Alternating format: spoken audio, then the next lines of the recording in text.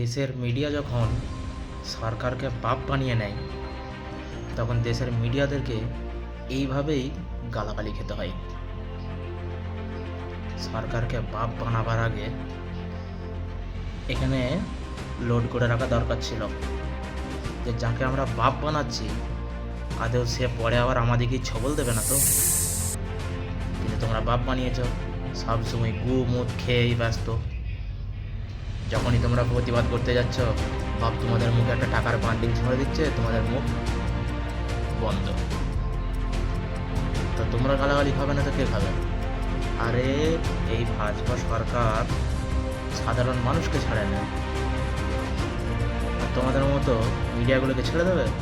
দাঁড়াও, তোমরা যত টাকা খাইছো সব কিছু ওসুল করে বের করবে, চিন্তা করো না তোমরা। বাবু রাগ করে না, গালাগালি দিচ্ছে সহ্য করে।